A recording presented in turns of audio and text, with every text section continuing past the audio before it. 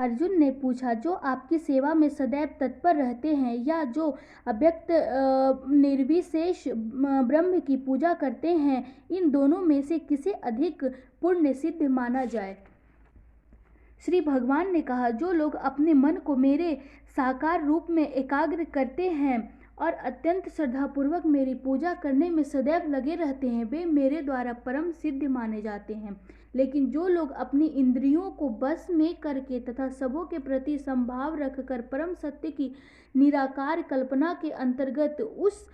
अव्यक्त की पूरी तरह से पूजा करते हैं, जो इंद्रियों की अनुभूति के परे हैं, सर्वव्यापी हैं,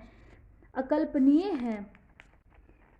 अपरिवर्तनीय हैं, अचल तथा ध्रुव हैं, वे समस्त लोगों के कल्याण में संलग्न रहकर अंततः मुझे प्राप्त करते हैं। जिन लोगों के मन परमेश्वर में अव्यक्त निराकार स्वरूप के प्रति आसक्त है, उनके लिए प्रगति कर पाना अत्यंत कष्टप्रद है। देहधारियों के लिए उस क्षेत्र में प्रगति कर पाना सदैव दुष्कर होता है।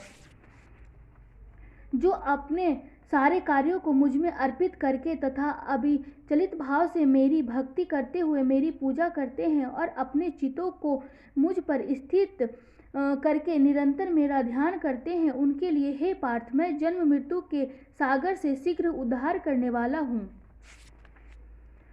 मुझ भगवान में अपने चित्त को स्थिर करो और अपनी सारी बुद्धि मुझ में लगाओ। इस प्रकार तुम निसंदेह मुझ में सदैव वास करोगे। हे अर्जुन, हे धनंजय, यदि तुम अपने चित्त को अविचल भाव से मुझ पर स्थिर नहीं कर सकते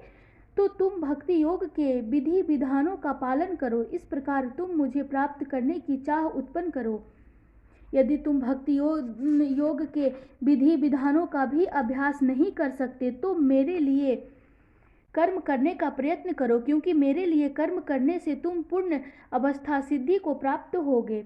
किंतु यदि तुम मेरे इस भावनामृत में कर्म करने में असमर्थ हो तो तुम अपने कर्म के समस्त फलों को त्याग कर कर्म करने का तथा आत्म स्थित होने का प्रयत्न करो। यदि तुम यह अभ्यास नहीं कर सकते तो ज्ञान के अनुशीलन में लग जाओ। लेकिन ज्ञान से श्रेष्ठ ध्यान है और ध्यान से भी श्रेष्ठ है कर्म फलों का परित्याग, क्योंकि ऐसे त्याग से मनुष्य को मन शांति प्राप्त हो सकती है। जो किसी से द्वेष नहीं करता लेकिन सभी जीवों का दयालु मित्र है, जो अपने को स्वामी नहीं मानता और मिथ्या अहंकार से मुक्त है, जो सुख दुख में समभाव रहता है, सहिष्णु है, सदैव आत्मतुष्ट रहता है, आत्मसंयमी है तथा जो निश्चय के साथ मुझ में मन तथा बुद्धि को स्थिर करके भक्ति में लगा रहता है, ऐसा भक्त मुझे अत्यंत प्रिय है, जिससे किसी को कष्ट नहीं पहुंचता तथा जो अन्य किसी के द्वारा विचलित नहीं किया जा सकता, जो सुख दुख में भय तथा चिंता में संभाव रहता है, वह मुझे अत्यंत प्रिय है। मेरा ऐसा भक्त जो सामान्य कार्यकलापों पर आश्रित नहीं है, जो शुद्ध है, दक्ष है, चिंता रहित है, समस्त कष्टों से रहित है और किसी फल के लिए प्रयत्नशील नहीं रहता, मुझे अतिशय प्रिय है।